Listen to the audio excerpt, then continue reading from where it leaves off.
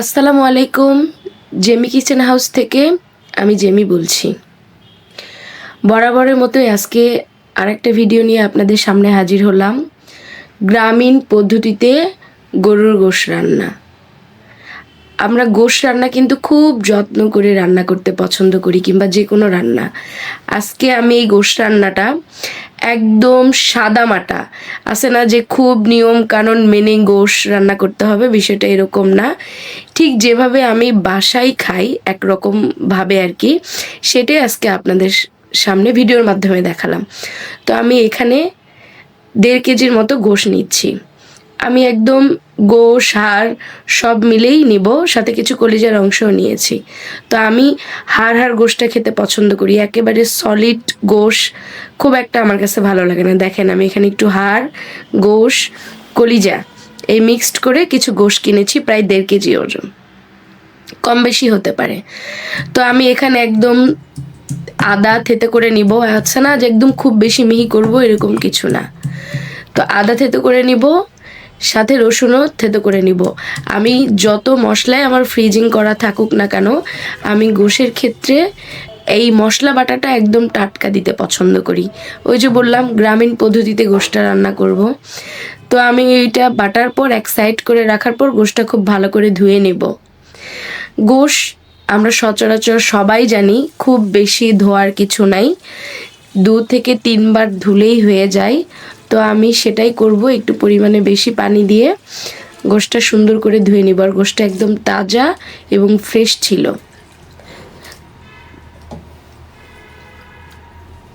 আমি এখানে 4টা রসুন দিয়ে নিলাম, কারণ আমরা সংখ্যায় 4 জন। রসুনটা গোশের সাথে সাথে পড়তেই হবে সবার প্লেটে।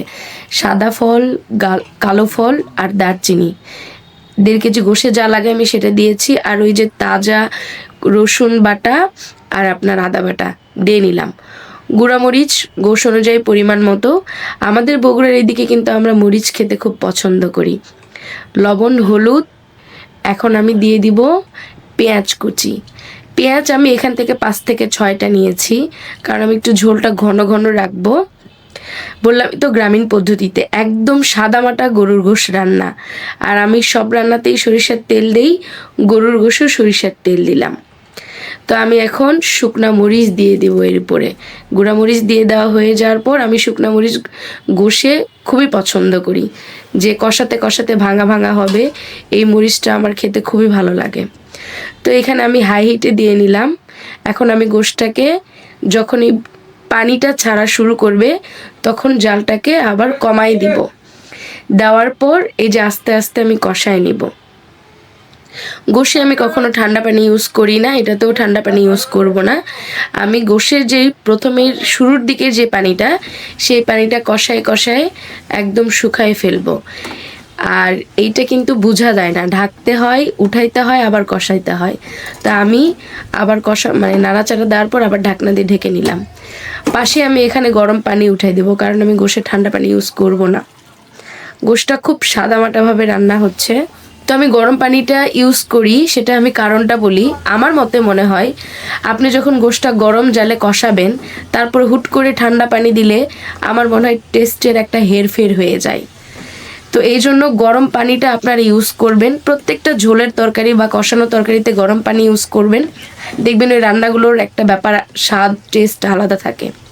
তো আমি এখানে গরম পানি দিয়ে নিলাম, যে গোশটা কষানোর পর যখন আমার পানি অ্যাড করতে হবে, ঠিক আমি গরম পানিটাই দেব। এতে গোশের টেস্ট আর স্বাদটা একদম ঠিক থাকে। তো আমি আবার ঢাকনা দিয়ে নিচ্ছি, কারণ ঢাকনা দেওয়ার পর গোশটা পানিটা ঠিক শুকানোর পর আপনার যখন গোশ থেকে তেল বের হওয়া শুরু করবে, তখন আমরা বুঝে নেব যে আমাদের কষানোটা শেষ। এইখানে দেখেন গোশ থেকে কিন্তু তেল বের হওয়া শুরু হয়েছে। এই যে একদম রসালো রসালো হয়ে গেছে, পেঁয়াজগুলো ভেঙে গেছে, যেটা আমাদের শুরুর দিকে কষানোর দিকে ছিল না। তো আমার এই গোশ রান্নার প্রথম পদ্ধতিটাই আসল। পরে যখন আমি পানি অ্যাড করে দেব, তারপর আমার গোশের কোনো ব্যাপারেই কিছু না, শুধু দেখব যে সেদ্ধ হয়েছে কিনা। তো এখানে আমি গরম পানি অ্যাড করে দেব। কষানো হয়ে গেছে, গরম পানি অ্যাড করে দেব, আর তেলটা উপরে উঠে আসছে। এই যে আমি এমনভাবে পানিটা অ্যাড করব যাতে আপনার এই পানির মধ্যে গোশটা সেদ্ধ হবে এবং গোশটা আপনার যেটা থাকবে মানে ঝোলটা, সেই ঝোলটাও ওই পানিতেই থাকবে। তো এভাবে আমি ঢেকে রাখবো। এখন ঢেকে রেখে একদম 10 মিনিট পর্যন্ত আমি ঢাকনা উঠাবো না। 10 মিনিট পর্যন্ত একদম প্রপার ঢাকনা দিয়ে রাখবো। তো ঢাকনা ওঠানোর পর দেখতেছি যে খুব সুন্দর গোশ থেকে একটা ফ্লেভার বলেন আর বলক উঠতেছে একদম থকবক করে। তো এটার আওয়াজ তো বুঝতেই পারতেছেন আপনারা। আর এর মধ্যে গোশের শুরুতেই কিন্তু আমি রসুনটা দিয়ে নিয়েছি, কারণ রসুনও গোশের সাথে সাথেই সেদ্ধ হবে। তো আমার এই যে আস্তে আস্তে পানি মরতেছে, পানিটা এমন পর্যায়ে আমি রাখবো, নতুন করে কোনো পানি অ্যাড করব না। এই গোশে কিন্তু আপনারা প্রথম থেকেই দেখে আসলেন আমি একটা বারই পানি অ্যাড করছি, সেটা গরম পানি অ্যাড করছি। আমি কিন্তু গোশে 2 বার 3 বার কোনো পানি অ্যাড করব না। আমার এই গোশটা পরিমাণ মতো যখন আমার ঝোলটা থেকে যাবে যে আমি এই পরিমাণে নামাই ফেলবো, ঠিক তখনই আমি জিরা ভেজে নেব। জিরাটা খুব কড়া করে ভাজবো না, মোটামুটি ভেজে নেব। জিরাটা ঠান্ডা হবার পর আমি একটা বাটিতে উঠিয়ে আমি শিল দিয়ে বাটতেছি। আসলে আমি যে রান্নাগুলো আপনাদেরকে দেখাই এটার মধ্যে কোনো ভনিতা নেই। আমি বাসায় যা যা করে রান্না করি, যেমনটা করে রান্না করি আপনাদের সামনে সেই রকমটা ভাবেই আমার দেখানো হয়। তো আমি যে উপরে জিরা বাটাটা দিয়ে দিলাম। জিরা বাটা দেওয়ার পর আমি গোশটাকে ঢাকনা দেওয়া বা খুব বেশি জাল দেওয়া পছন্দ করি না। তো আমি গোশটাকে একদম নামাই নিছি, কারণ ওই যে চুলার উপরে আমি জাল চলাকালীন আর কোনো ঢাকনা দেব না। তো গোশটাকে নামাই নিছি। নামার পর দেখেন গোশটার আসল টেক্সচার কালার বের হয়ে আসছে।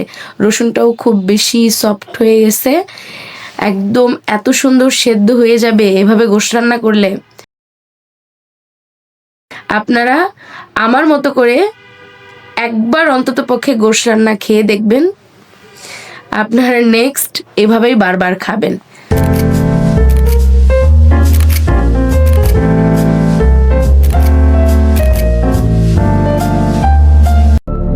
আপনি যদি এই ভিডিওটি ফেসবুক থেকে দেখে থাকেন তো অবশ্যই লাইক, কমেন্ট, শেয়ার করতে ভুলবেন না।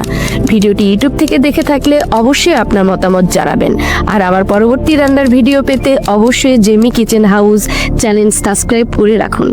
তো আজকের মতো এই পর্যন্তই। সবার সুস্বাস্থ্য কামনা করে আমি জেমি বিদায় নিচ্ছি। আসসালামু আলাইকুম।